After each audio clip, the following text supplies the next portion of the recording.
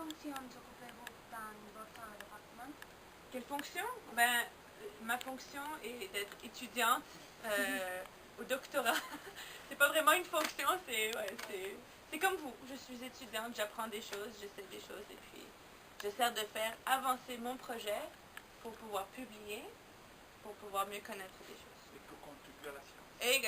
Oui, on espère. On n'a pas notre diplôme si on ne contribue pas, si on ne donne pas quelque chose à la science. Quels sont les principaux objectifs de l'étude de la génétique humaine? Nous, on regarde des gènes qui sont impliqués dans des maladies. Donc, c'est moins tous les gènes et tout ce qui se passe. Nous, c'est quand il y a une maladie, comme une pathologie, on regarde qu'est-ce qui change. Parce qu'il y a des gènes qui changent d'expression. Selon vous, quelles sont les applications génétiques les plus importantes? Les applications génétiques les plus importantes. Moi, je dirais comme encore plus poussé que ça au niveau des études pour le cancer. Il y a beaucoup d'applications, de potentiel d'application. Pas juste au niveau du glaucome, mais donc il y a beaucoup de maladies mais moi je pense qu'au niveau des maladies, l'application génétique est un bon outil pour pouvoir essayer d'améliorer la santé de l'individu. On a introduit un gène, le gène défectueux chez l'homme, on l'a introduit et ensuite on le donne à la personne. La personne maintenant, le virus va venir s'insérer dans la cellule et venir modifier le gène qui ne fonctionnait pas bien. Donc le virus va venir, il y aura une insertion et la personne va récupérer le fonctionnement génétique. Ça, c'est une application. Une autre application classique, c'est la PCR, Polymerase Chain Reaction. C'est une application qui permet, par exemple, d'identifier de manière spécifique une espèce dont on ne connaît pas. Une autre application, c'est pour savoir, par exemple, si on veut connaître le test de paternité. Pour quelles raisons croyez-vous qu'on pourra utiliser la modification à l'avenir?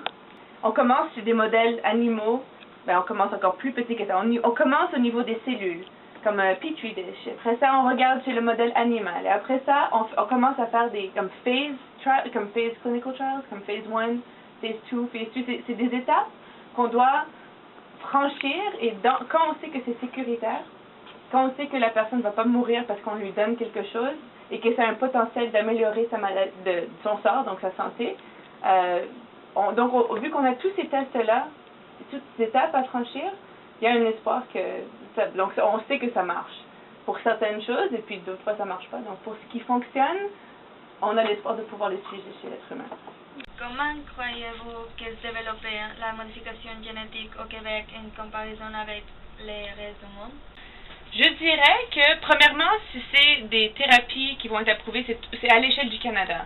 Comme c'est pas, il n'y aura pas des traitements pour des maladies ici qui vont être différentes qu'en Ontario ou au Québec.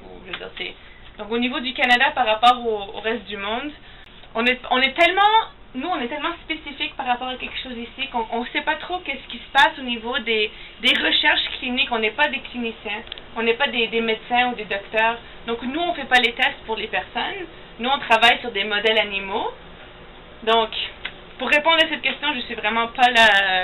Connaissez-vous les entreprises qui travaillent en modification génétique sur les humains? Non. Est-ce que toi, t'en connais? Les modifications génétiques chez les humains, ça dépend de le sens dans lequel vous passez. Si c'est plus travailler sur les mutations naturelles, c'est presque universel. Presque tous les laboratoires, toutes les grandes entreprises travaillent sur les mutations naturelles, les maladies. Par exemple, la maladie de la chorée de Huntington, on sait que ce sont les mutations génétiques qui induisent cela. Mais si vous dites mutations génétiques dans le sens induite dans les laboratoires, cela c'est très sujet à controverse parce qu'on ne manipule pas les génomes humains n'importe comment. En fait, ce n'est même pas permis.